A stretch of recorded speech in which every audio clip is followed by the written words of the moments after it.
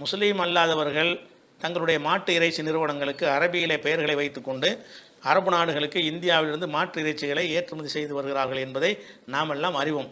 இதில் என்னுடைய கேள்வி என்னவென்று சொன்னால், அவர்கள் முஸ்லீம் அல்லாதவர்கள் என்பதால் முதலில் ஹராம் ஹலாலை பேண மாட்டார்கள். இரண்டாவது, செத்த மாடு மற்றும் நோய்வாய்ப்பட்ட மாடுகளை கூட அறுக்க வாய்ப்புள்ளது. இதெல்லாம் அரபு நாட்டு ஆட்சியாளர்களுக்கு தெரியுமா அல்லது தெரியாதா? ஒருவேளை தெரியாது என்றால் நாம் ஏன் அவருடைய கவனத்துக்கு கொண்டு சொல்லக்கூடாதுன்னு கேட்குறாரு. அதாவது இப்போ இந்தியாவிலேருந்து மாட்டு இறைச்சி போகுதுன்னு வைங்க, அரபு நாடுகளுக்கு போகுது. அப்போ அரபு நாடுகளுக்கு போகும்போது எப்படி போகும்னு கேட்டால் ஹலால்னு சீல் அடித்து தான் அனுப்புவாங்க. அவன் என்ன செய்வான்னு கேட்டால் அந்த ஹலால்னு போட்டால் நீங்கள் விற்றுட்டு போங்கன்றான். அப்போ நீங்கள் நினைக்கிறீங்க இப்போ அவனுக்கு தெரிவித்தோம்னா அவன் கரெக்டாக இருப்பான்னு நினைக்கிறியா? நினைக்க மாட்டான். அரபு நாட்டில் உள்ளவர்களுக்கு ஹலால் ஹராம்லாம் அவனுக்கு பஞ்சாயத்தே கிடையாது. அவனுக்கு என்னன்னு கேட்டால் இந்தியாவுடைய ஒரு தொடர்பு வேணும். மோடியை போய் கண்டுபிடிப்பாங்க, வர்த்தக ஒப்பந்தம் பண்ணுவாங்க.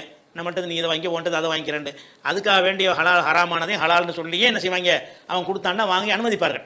அவர்களுக்கு மார்க்கத்தை பேணக்கூடியவர்களுக்கு தான் நீங்கள் சொல்லலாம் யூஸ் ஆகும். அவனுக்கு தெரியாமையா இருக்கேன். அதனால் ஹலால் சீல் அடித்து ஹலால் முத்திரை கொடுத்து அரபு நாடுகளில் விற்கப்படுற பொருள்களாக இருந்தால் நீங்கள் அதை ரெண்டாக பிரிக்கணும். ஒன்று அரபு நாட்டிலேயே தயாரிக்கப்பட்டதாக இருக்குன்னு வைங்க, அதில் ஹலால்னு போடுவதாக இருந்தால் அவனுடைய கண்காணிப்பு இருக்குது. இறக்குமதி செய்யப்பட்டதாக இருக்குன்னு வைங்க, அவனுக்கு இங்கே எந்த அதிகாரமும் கிடையாது. இங்கே அல்கபீர் நிறுவனத்தில் போய் டெஸ்ட் பண்ணி சோதனை பண்ணுறக்கூடிய அதிகாரம் அவனுக்கு கிடையாது. இவங்க சொல்கிறத நம்பி தான் அவன் அனுமதிக்க போகிறான்.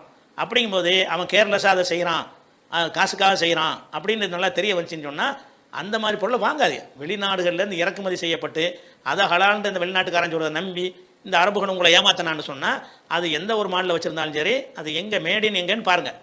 அங்கேயே செய்கிறானா, மக்காவில், மதீனாவில், ஹிஜாஸில், துபாயில், கத்தாரில் வச்சு அறுக்கிறானா, அந்த பொருள் அங்கே வச்சு தயாரிக்கிறான்னு சொன்னால் அங்கே அது அங்கே உள்ள இஸ்லாமிய அறிஞர்களை வச்சு ஆளாளாக இருக்கான்னு பார்த்து அதன்படி தான் அவங்க சான்றிதழ் வழங்குவாங்க.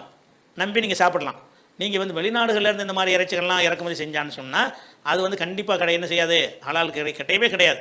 ஹலாலுக்கு எவனும் சர்டிஃபிகேட் கொடுக்கவே இயலாது. அதனால் நீங்கள் தெரிவித்தாலும் அரபு நாடுகளில் ஒன்றும் செய்ய மாட்டாங்க. அதெல்லாம் எங்களுக்கு தெரியுமா அப்படின்னு வேலை பார்த்துட்டு போன்றாங்க. அதனால் நீங்கள் உங்களை பாதுகாத்துக் கொள்வதாக இருந்தால் ஃப்ரெஷ்ஷாக உள்ள இறைச்சிகளை பெரும்பாலும் சாப்பிடுங்க. மாமிசங்களை ஃப்ரெஷ்ஷாக உள்ளது கிடைக்க தானே செய்யும்.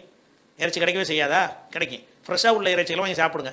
அல்லது இந்த மாதிரி பேக்கிங் செய்யப்பட்ட பதப்படுத்தப்பட்ட இறைச்சி தான் கிடைக்கும் என்று இருந்தால் அது எங்கே அறுத்து எங்கே பதப்படுத்தப்பட்டுச்சுன்னு அதில் போட்டிருப்பாங்க பாருங்கள். வேறு நாட்டிலேருந்து போட்டிருந்துச்சுன்னா அது வாங்காது. இது ஹலால் கிடையாது, இவங்க நம்மளை ஏமாத்துறாங்க, நம்ம நம்ம சாப்பிட்டு போயிடணும்னு வந்துருங்க. அந்த நாட்டில் செஞ்ச விஷயங்கள் இருக்கும் என்று சொன்னால் அதை மட்டும் சாப்பிட்டுக்கணும். அதான் நம்மளை பாதுகாத்துக் கொள்ளக்கூடிய ஒரு விஷயம்.